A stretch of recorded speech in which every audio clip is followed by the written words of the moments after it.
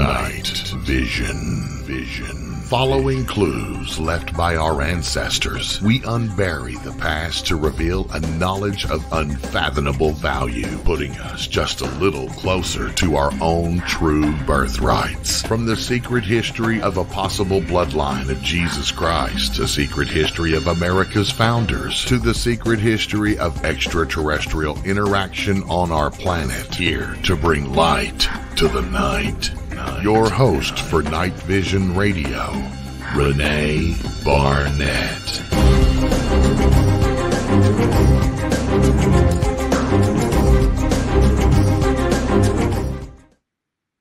Hey everyone, welcome to Night Vision, or welcome back to Night Vision. If this isn't your first time, but if it is, we're so happy to have you, and I hope you will join us again. I'm really excited about tonight's show, and I have a guest that you may have seen and may recognize from television. She's been on some of our favorite shows like Ancient Aliens and other documentaries and things as an expert guest. And so I'm having this expert on tonight with me to talk about her wide-ranging research into our favorite subjects like the Knights Templar and like Mary Magdalene, and how this idea of Mary Magdalene might fit in to what people are terming, an evolution that we're going through with the rise of the divine feminine. And we want to talk about that, and we want to also make sure that we acknowledge that we're not anti-masculine in any way, shape, or form. But what we are for is for a balance. And I think that's what we've been lacking through history. It's a priori that the world has been run by men for the last 2,000 years at least. And so we've gotten what we've gotten, and it's not because men are bad or the masculine is bad. It's because it's been lacking that temperance, lacking that balance of male and female. And so we're hoping to sort of look at history through that lens and see what we come up with at the end of the day regarding the rise of the divine feminine, the sort of return to interest in worship in the goddess energies, and how it all fits in with the Knights Templar, with history, with everything. So without further ado, I'm going to bring on author, researcher, and television personality, Gretchen Cornwall. Hi, Gretchen. Hello, Renee. What a great introduction, and welcome to the kitchen. We love it. We love it. My goodness. It's not a subtle thing of, women need to be in the kitchen. Oh my goodness. No. I've been doing a lot of traveling, and so my backdrop is constantly shifting. But no, men are amazing in the kitchen. In fact, up until recent decades, when it came to top tier restaurants, you'll see more men in restaurants as chefs than you will women. So yes, the famous chefs that immediately come to mind are mostly men. Exactly. Yes. Yeah. So I know are men. And I try to visit them as often as I possibly can because I get fed well. But one is a very well-known chef, and the other one is probably giving him a run for his money because they're both. I love both of their cooking, and they're fantastic, and they're men. Oh, it's such a skill set, and to be taken as seriously as getting a master's. If you're going to become very complex and more refined, yes. And the attention to detail necessary is off the charts. And I'm so happy to see, women making great strides in those worlds. And I loved your intro because I want balance in life within myself, within my family, community, neighborhood, nation, the world. I want to see that middle road, that middle head. And I think that's history always shows a great swing. You'll get one before it swings back the other way until it drops, that pendulum drops back by some mysterious weight back towards a center middle ground. But you raised so many great points in your intro that I just thought, oh my goodness, if we were having a conversation right now, we'd be spinning this out into a whole hour's worth of that's right. Concepts. Yeah. I have to share that we got on the phone yesterday and had a 2.5-hour marathon conversation where we covered this and everything else that we could think of in the world. It was so interesting. And so I'm hoping we can recreate that energy with all of you tonight, because we had the greatest time on the phone. It was wonderful. It was incredible. And I think we were both kind of coming from a similar place of just where to take this dynamic understanding of the divine feminine. And it's not about excluding the masculine. Without both, you've got nothing, literally. And I was pondering the image of justice, of the scales, and of the muse of justice.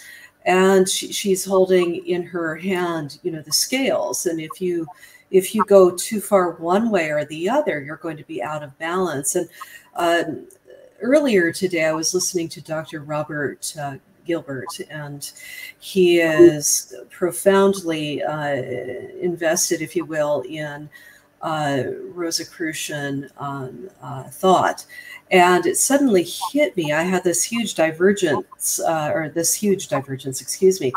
coming together of different concepts that the human being, as the tree of life, on the tree of life, it's that central pillar that is the middle. And on the scales of Lady Justice, it's that central vertical that holds that precarious, those precarious opposites, but it's held in her hand within the middle. And that's where we all are. We're in the middle, and we need to balance those concepts within us. And forgive me, I've got a lot of sun coming in, and it's putting dots. The sun is coming right through the blind, going right down the middle. This is so not bad. Speaking of pearls. Speaking of the middle, but it's that one extreme or the other. When it does not cause harm to another, can be explored. But when you have other people involved, you really need to consider, what is that middle ground of negotiation going to look like? Right. And outside of dehumanization of somebody you disagree with.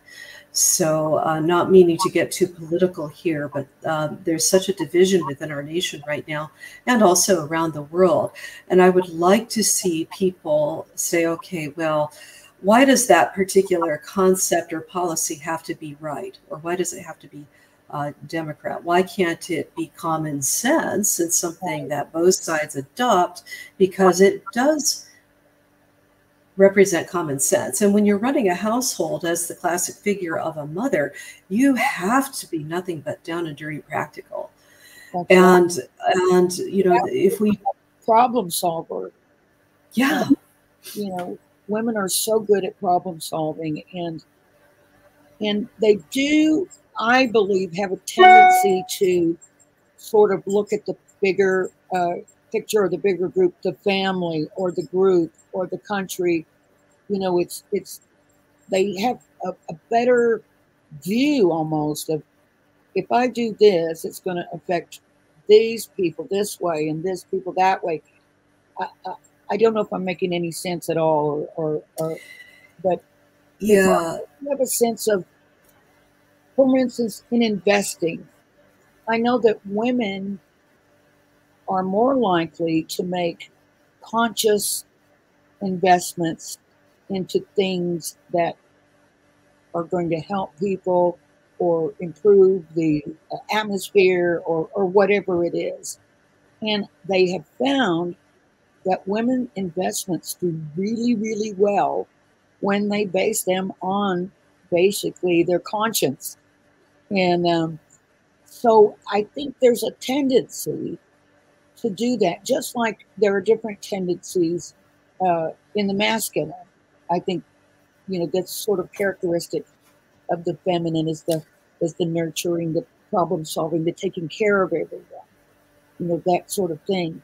So we've had that hard charging masculine, very, very analytical, and strong and able to go to battle and all these things. But what we've been lacking is the other part that sort of tempers that and brings us to, that middle ground that you're talking about.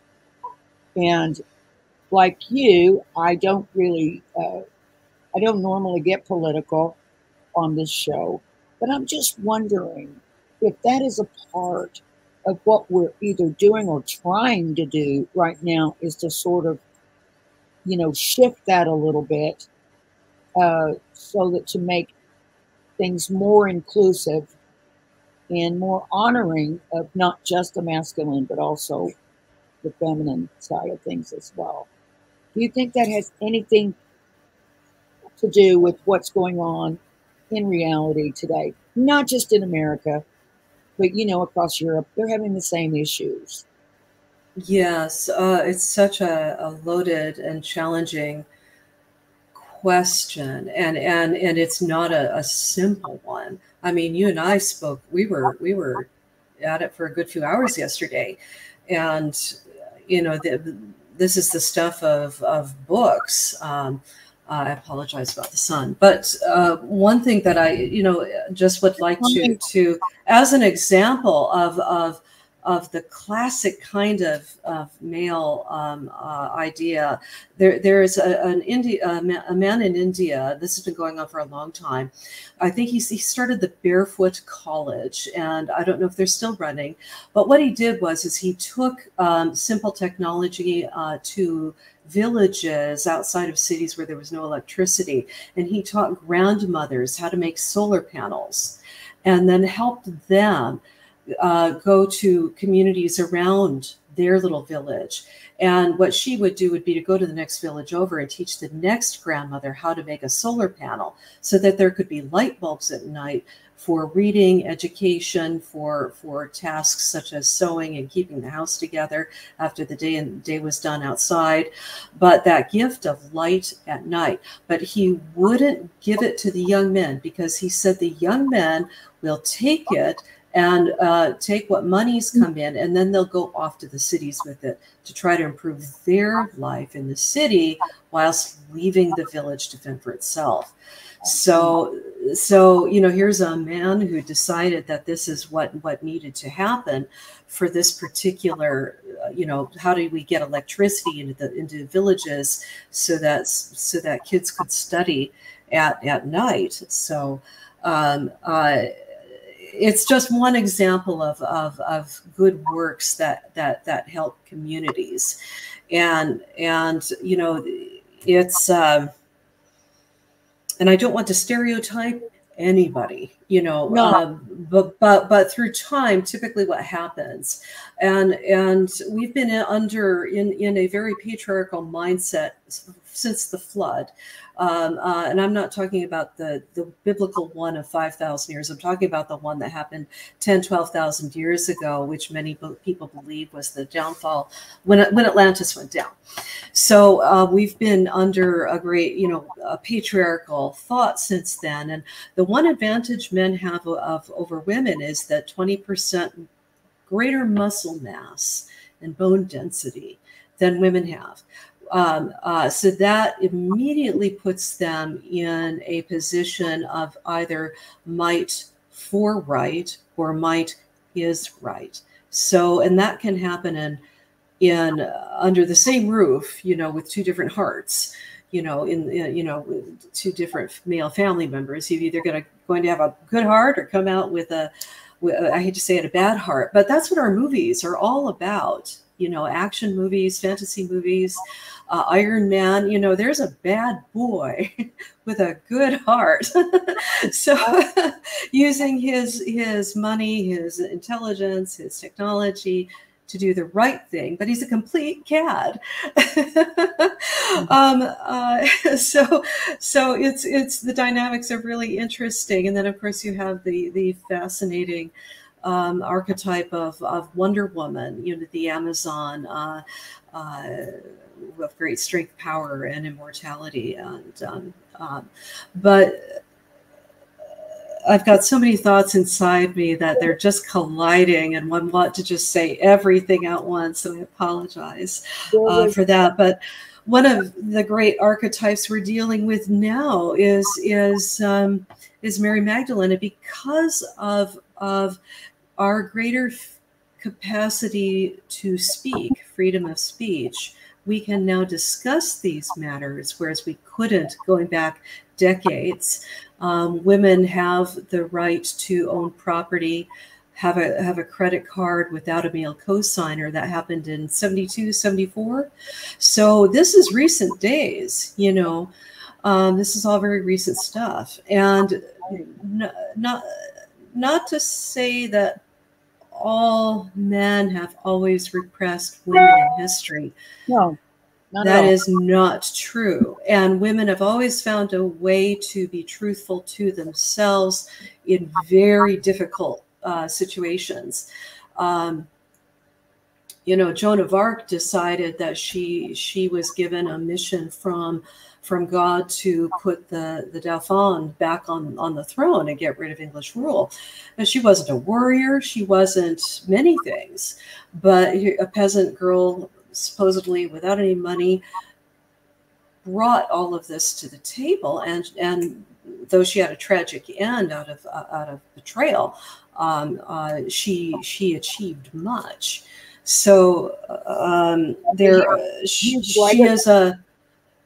is a Marianne archetype, and in France there's this archetype of the female savior. And of course, we've got out of that Marianne, you've got the Statue of Liberty, you've got these powerful female archetypes, and women are more able today to embody these strong archetypes in their life in ways that we haven't been able to do by and large before, and we have greater voices. And we're able, through the equalizer of the internet, able to broadcast. Like, you know, here we are right in our homes broadcasting, and it's powerful. It's powerful. And Mary Magdalene is at the center of everything that I do. She is absolutely at the center of everything I do. She is the reason for the Knights Templar. Now, that's going to be controversial for a lot of people to want to listen to, but she is the why behind the Templars and many other movements in Europe. Yeah, she absolutely is. And she's had to be veiled, you know, the mermaid, much maligned and misunderstood, double-tailed mermaid of Starbucks. That's Mary Magdalene. If that is evil, then evil I shall be. Yesterday, you and I, in our long conversation, came around to speaking about the author Margaret Starbird and her work and how pivotal it was. She was one of the first ones to really identify, and from a standpoint of a Christian woman who had actually had thought about becoming a nun. She was Catholic, and she set out to disprove this idea that Mary Magdalene was anything more than, how she was been portrayed through the years as the woman at the well, the prostitute, or whatever. And what she did was she started looking into, and she used only the canonical Gospels.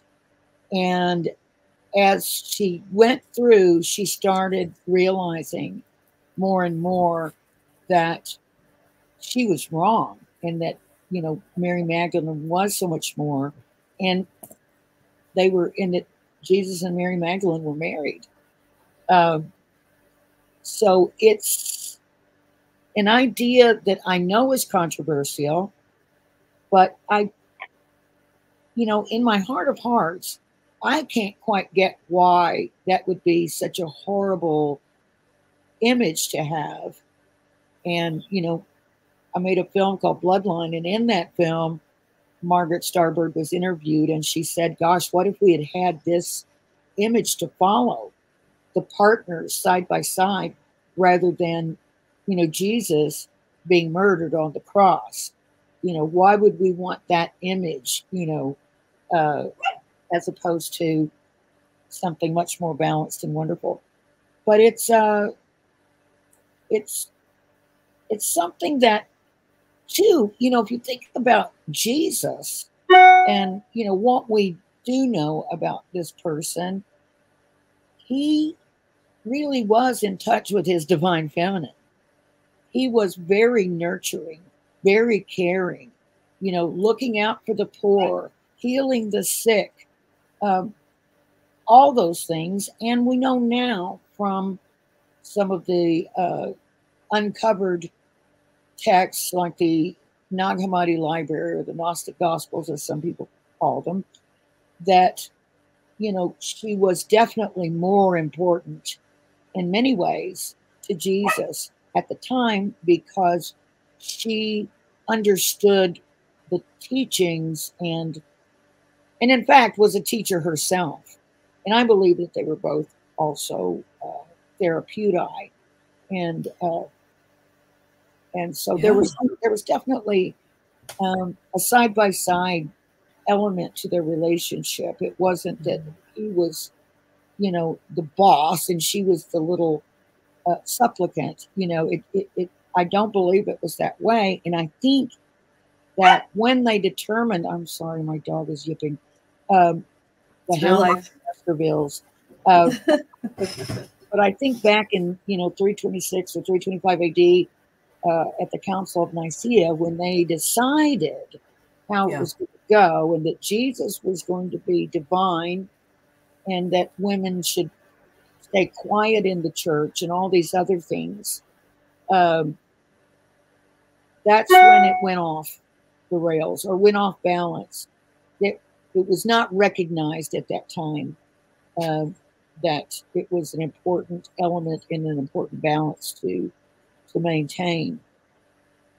But it just seems like, since then, they sort of set the tone, and then we followed that now for the last 2,000 years, and willingly. Well, actually, it wasn't so much willingly as by the sword. This was enforced, and it was enforced. And European history is full of wars and getting rid of competing religious ideas. Today, there are 2 billion plus Christians in the world, and 35,000 Christian sects. 35,000. And we're talking global, around the world, different languages. So out of that, which one is right? Which one is right? And that's the but institutions by their very nature become the thing that is fed to keep it going. And so one must raise money to keep the buildings going, to keep the library from getting damp and losing your texts, to create a job for yourself, to live in luxury. as many upper officers of the church did do.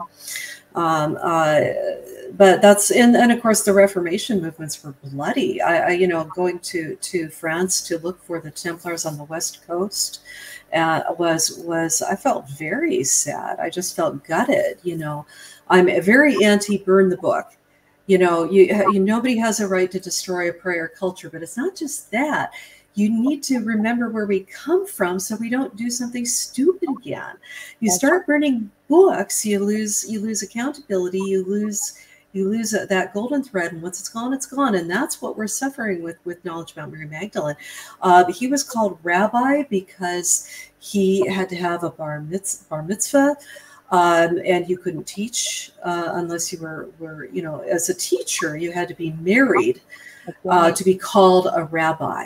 So the only way to become a rabbi is to be married and have kids. Yeah. At least one. Otherwise, you weren't taken seriously. And that's the model that's missing at the heart of the church that Constantine built, which was one man at the top, and actually it was one empire, one emperor, one religion. And that created an immediate hierarchical structure and women who had been teaching and preaching organically since, day one, the followers of Jesus, for every one of the 12 disciples, there was one, if not, more women who were following Jesus's ministry and learning and perpetuating and baptizing and spreading those teachings. It wasn't just the 12 disciples doing all of that, but Constantine wanted to erase that from the record. And because Rome was had such a strong infrastructure of roads and fortresses and outlying cities, it was quite the powerful empire. It immediately that went right into the rest of the empire when he made that decision in 325 AD to legalize Christianity over pagans, and then it went from pagans slaughtering Christians to Christians slaughtering pagans. So it's just thou shalt not kill. What part of that do we not understand? It's like, oh my goodness. Where's our freedom of thought? We haven't had much of it. I think, and when I said that, we go along willingly, I'm not talking about those original peoples that, of course, I've been, to villages in France that were completely laid flat by the Roman Church armies. Yeah, the Genocidal Crusade. Yeah, completely. Yeah. We know the famous saying of the Pope at that time. Was it Pope Innocent? Ironically, who said when the soldiers said, "But how will we know who the heretics are?" And he said, "Kill them all. God will know His own." Yeah, the Pope's prelate has said that. God, kill them all. God will know His own. And I think it was Pope Leo that said, "It has served us well, this myth of Christ." And what I take that to mean is, the whole apparatus, the way they set it up, to not necessarily that Jesus Christ was completely mythical, but that the myths surrounding Jesus, the, elevating men and, silencing women. Yeah. I don't think I have been a part and parcel of any of that. Yeah, the book, the Ethiopian Bible, it has 88 books in it, whereas the Western Bible has 66. And so obviously there's editing going on. The Book of Enoch is not in the Western Bible, and of course there's the Western Church, and then there's the Eastern Orthodox Church. And because of the schism there, because of the bickering, the West did not come to the aid of Constantinople when it was being pressured by the forces of the Seljuks and the Ottomans, and eventually the Ottomans took over, and it is now Constantinople in the mid 1400s, excuse me. So it's the constant bickering and quarreling after whose version of Jesus or Yeshua is correct has caused so much damage and loss of art, architecture, culture, books, documents that go back, and recently in recent years, as you know, they've uncovered the marriage parchment, as it's called, and it literally says, and Jesus kissed her often on the. Yeah. And we don't know if because it's blank right there. People have filled in the word mouth without putting in that academic caveat there. But this is quite something. But just by the very traditions, no religion comes out of the ground fully formed. It's always based on the prior impetus, and any comparative religion studies will help one realize that the Ten Commandments are a direct steal from the Egyptian Book of the Dead, which makes complete sense because Moses supposedly is raised in the Egyptian household as a prince. He vests the priesthood there, so the Ten Commandments are literally line for line right out of the Egyptian Book of the Dead, which is how to meet your end, as your soul is going to be judged. And have you been able to say, I've been good through these commandments, which is what they are, and therefore my heart is light enough and I can transcend to the stars. And that was infused into the Judaic system and followed by the Christian system. So there's so many similarities. Everything builds on itself. So Jesus was born into, or Yeshua more properly, born into a Judaic strict society that was under hostile control. But he was every bit as much a king in exile then. He was the royal lineage that should have been politically the king. And that would have required him to also marry, aside from being called rabbi. If you're going to be king, you need to be married and have kids, at some point, which he did. According to Margaret, and it makes perfect sense to me, that because people say, well, if he was married, it would have said it in the Bible. And she said, no, because that was just the norm. If he was not married, that would have been more likely mentioned because it would have been way bizarre. Well, she didn't use that term. Margaret would never talk like that. But yeah, it would be really unusual that, so it would have been quite remarkable, quite something that would have been mentioned. Yes. But the fact that he was just living in the normal manner, there was no reason to really highlight that in the Bible or anywhere else.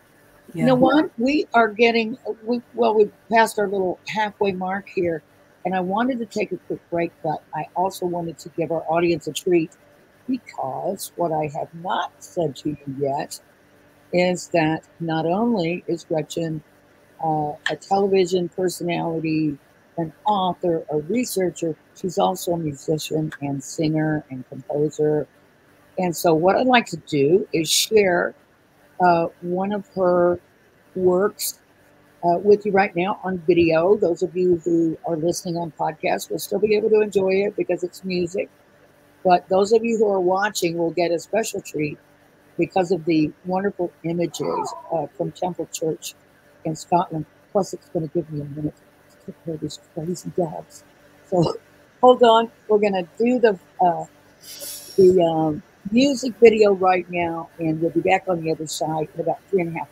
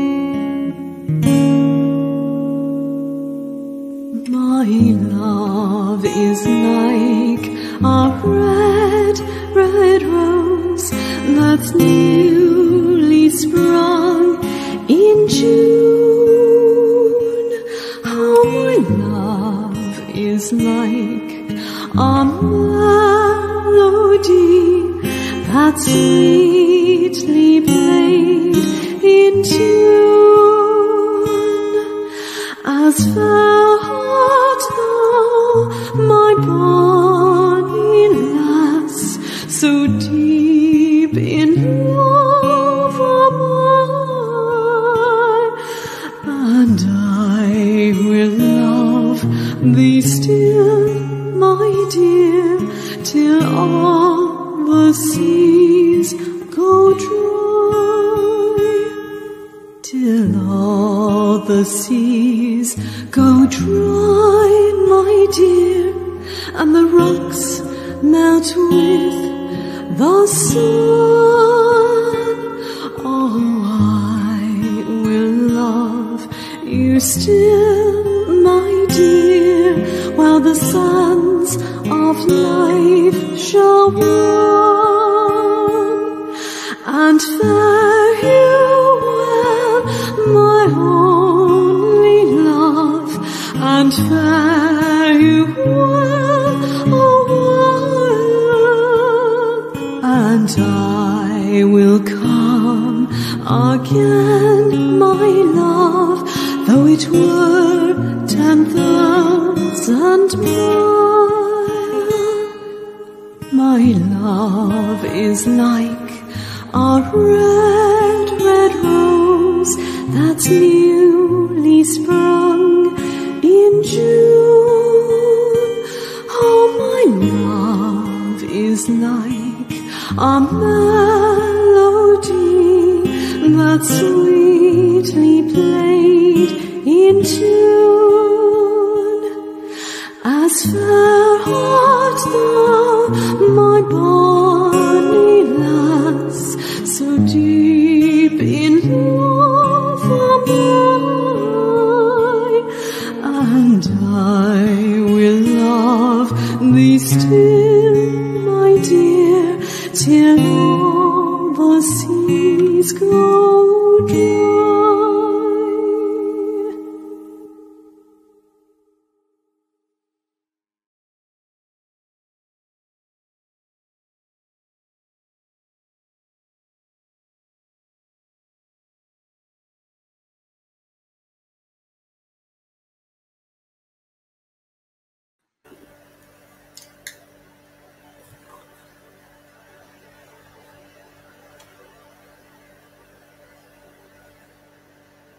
I don't know what happened to my picture. Here it is. Here we are. Here we are.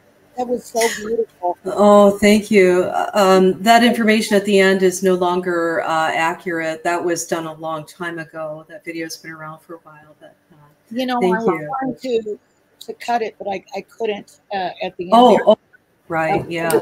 Silent, so I was going to cut it. But anyhow, it was really beautiful. And I must tell the audience that I chose the background for the show today, the roses, before Gretchen sent me that song. So I had no idea she was going to send me a song about roses or a rose. I just like the imagery of the roses, and it has some special connotations for those who are interested in follow Mary Magdalene and others of the Divine Feminine. And but it's funny that that was the song that you chose to send to use. I love it. I love it. I love it. Perfect synchronicity. So beautiful. And it made me, you know, I listened to it before, and it was beautiful. But this time I looked at the images as I was listening, and it was very evocative. I mean, I felt almost like I wanted to cry. I felt like it took me back in time, and looking at those ruins and the graves and things, I was just like imagining these wonderful romantic troubadours and, you know, all kinds of images from the past.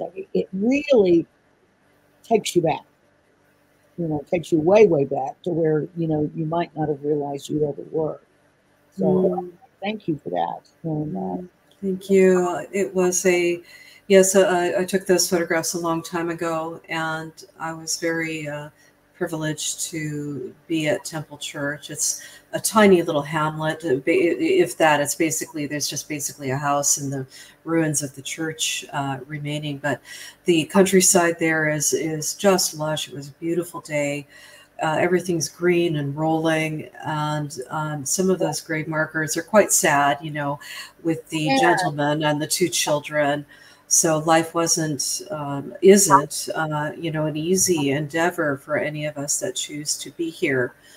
And we all, I think, my conversation with you yesterday, I would like to, you know, I just would like to express a greater level of beauty in the world, and of goodwill that comes with that beauty. And the rose is certainly a wonderful way to view that. And it's actually very apt in Rosicrucian world, because it is the Western expression. The rosy, yes. It's the Western expression of the human inheritance, which belongs to all of us. And what Christ said, you can do what I do. You can be, you can, and which is amazing. The wiser portion of humanity wouldn't necessarily aspire to that because of the goodness. What am I trying to say? You know, you have to practice a lot to get to that level.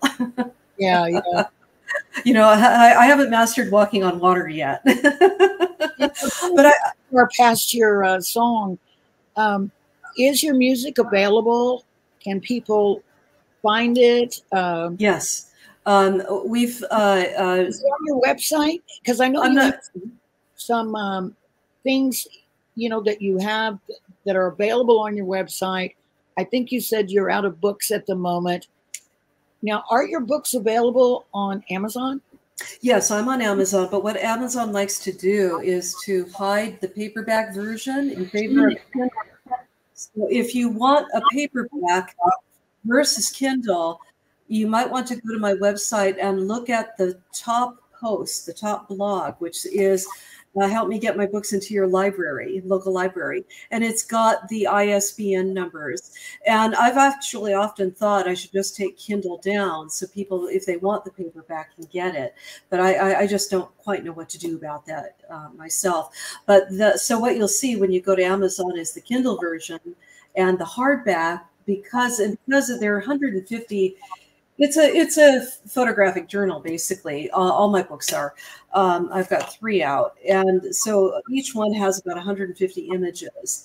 And so the hardbacks are expensive because they're on photography paper so that the images don't bleed through into the next page and obscure text, etc.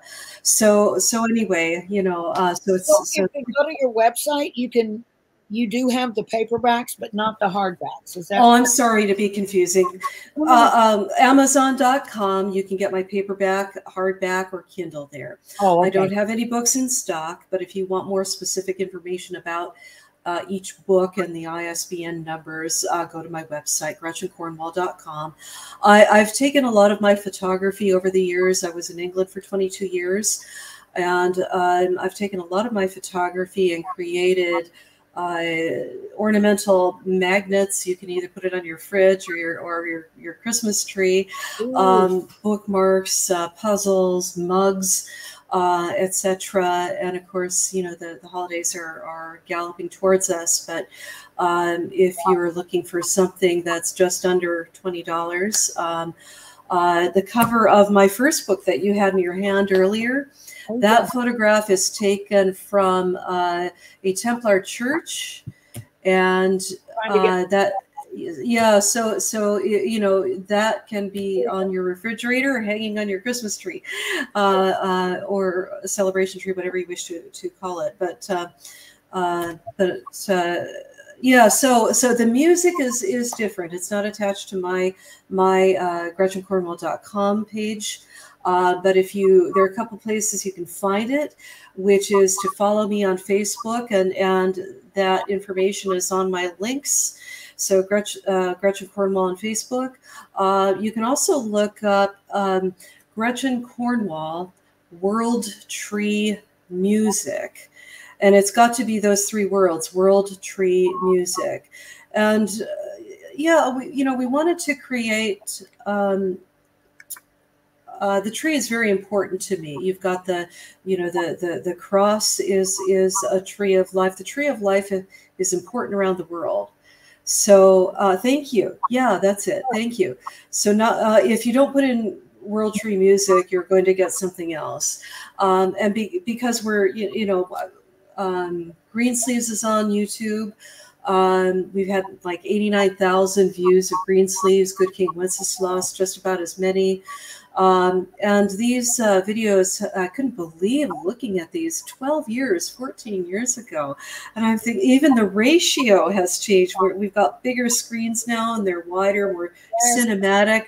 So we're talking, we're like that. And I'm going, oh my goodness, really? But yeah, you can catch a lot of that. It's on YouTube. World Tree Music is on Amazon, but Spotify, you can hear everything on Spotify if you want to go to Spotify and look us up. But anyway, it's I love singing. I love being I wanted to create a world of sound, but visuals. My inspirations were Lorena McKennitt, Enya. And I made my dresses to go with the music so that I could be a traveling set. At one point, we had a 7-piece band. We had a belly dancer who had a sword on her head, but we had an amazing professional bass player who did recording work for Ariana Grande. But he liked my voice. He contacted us and wanted to play with us for the crack of it. It was a great experience. And basically, I just couldn't write research, create dresses. And I created high-end couture dresses. One of them made it on TV for a wedding at Leeds Castle, which I'm very proud of that dress. And also sing. And I just thought, good grief, what am I going to do? I can't. And you've got a market for each endeavor you pick up, which is just as much of a job as the endeavor is.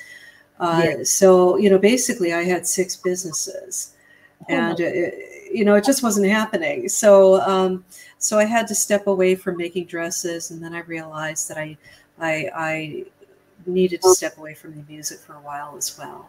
So, but I love it. I will continue to foster it, protect it for the future. And if I find the physicality to be able to pick up music again, I'll sure do that. But my mission has been to put Mary Magdalene back where she belongs, next to Yeshua, her husband. And, humanity is humanity because we have men and women. Take one away and you've got nothing. And we are a reflection of the great divine of God, the all that is.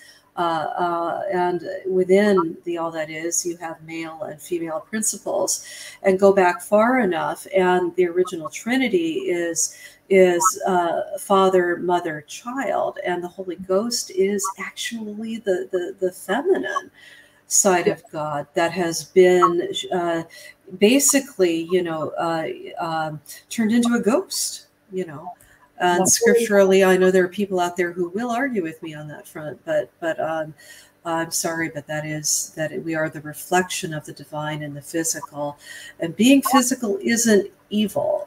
It isn't. It's a chance to learn, and that's what we're here to do, and to grow and to do better. And sin in Greek means to miss the mark, which is a different connotation from, the self-flagellating, guilt-tripping, I'm evil, and I'm just so tired of, pardon me, I am just tired of hearing it. And, but if you miss the mark, do better next time. And the expectation is that you must have greater accountability, and you better do better next time. Especially the bigger the misstep, the more consequences. But we all need to be thinking about cause and effect. How does the cause affect our body, our family, our communities, our nation, our responsibility to our brothers and sisters around the world? When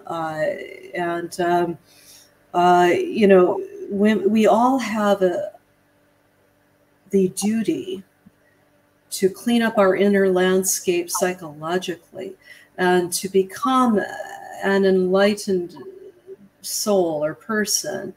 There are people with powers, but that doesn't mean that they've got their psychology within themselves figured out. Right. I hope that makes sense. Just because you can, literally read somebody's mind doesn't mean that you're not going to abuse that power, and that you haven't figured out your relationship with your brother, your sister, your parents, or the bully that kicked you in the shin, and now you're perpetuating that kind of behavior. Yeah. So, fortunately, there's so much available to us right now. We must look at ourselves in the mirror, and that's where Cassiopeia and Mary Magdalene are misunderstood as being vain. Know thyself, the maximum above the Platonic mystery school portal, which is hold up that mirror to yourself. Have you checked in with yourself lately? Are you responsible enough to handle greater powers and responsibilities? Whether that's a sword, whether that's another type of a weapon, whether that's a platform like being online. So know thyself, and it's not vanity, it's necessary. But it's the opposite of vanity if you really want to get into it, because it's, ego is a big challenge for human beings. And it is, I have, caught myself being in my ego and totally embarrassing myself, like in front of an audience and they're applauding and I'm like up there blowing kisses and stuff. And when I already knew that audience had been told ahead of time to give us a standing ovation, but yet I found myself getting caught up in it. And I was up there, like, oh, thank you, throwing kisses. And I'm thinking, what the heck are you doing? You are really now thinking you're something special, in front of all these people. Stop it now. Like, self-awareness is such a good tool. It is. It's key. It's the foundation for everything. Self-reflection.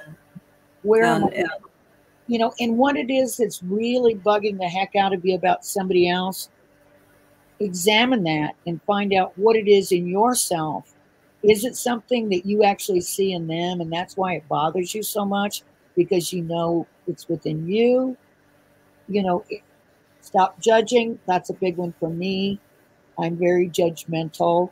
And as I told you yesterday, my one and only New Year's resolution was to stop being so judgmental, dismissing things out of hand before I investigate them myself. Don't be, judging people out of hand. Yeah, and it could go the other way too. If you're overly, if you're involved in too much humility. Too much humility can backfire too. And that's why the scales of justice are so important, to find that middle balance between those extremes. Otherwise, you're going to lose it. You're going to lose what's in those precious, containers. Yeah. And you're going to falter on your path. There is definitely a way to be both very strong and very gentle. Yeah. And I think, and again, I don't want to upset anyone at all, but these are just my own personal thoughts. And what, from my own observance, is that I think with some of these, like men like Doug Emhoff, Kamala Harris's husband. He's such a sweet man and very caring and gentle. But I remember one time when some crazy person jumped up on the stage with Kamala, and before the Secret Service, before anybody else could get up there, Doug was up there and he was ready to fight. And his son actually caught a picture of his face and made this little short documentary about how great his dad is and all this stuff. And then at the end of it, he put, you don't want to mess with him, and you saw this face and you knew good and well he could handle it. He could take care of anything. Do not mess with this man. But yet the image that he portrays to the world is very kind and loving. And I think you could also say that about Kamala's vice presidential nominee, Tim Walz. I mean, he's even a gun-toting guy. He can fix your car. He wears a flannel shirt and ball cap. He's just a regular small-town guy. He was a coach. He was a teacher, and yet, he's very beloved by his students. He stood up for, the students that were being marginalized, that were in the, LGBTQ community, and started one of the first gay-straight alliances in high schools that have cropped up all over the country and have been super helpful to kids just understanding each other and just being able to treat each other a little bit better. So I think there is a new masculinity, or maybe it's not new, maybe it's the original, and it's coming back to the fore, along with the elevation of the feminine. We're elevating both. Yeah, that's why Camelot is so seared into all our minds. It's the archetypal, man with great strength and Excalibur, and wielding that sword for justice, and protecting that divine feminine, as well as we all need to balance those energies within ourselves and within our communities. But it's such an ingrained archetype. It's part of who we are. I'm aware of the time, so I'm trying not to. Yeah, absolutely. Well, I hate to say this, but I've gassed on so long the last few minutes that I've run us over time, and I apologize, because I know people would much rather hear from you. They hear from me all the time. But thank you so much, Gretchen, for agreeing to come on. And I am going to try my best right now to extract a promise from you that you will come back really, really soon.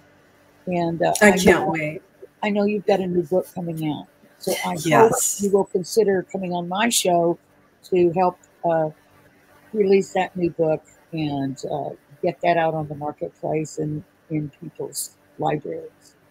Thank you. Thank you. It's going to be very controversial. All right, guys. Thank you so much. Take care.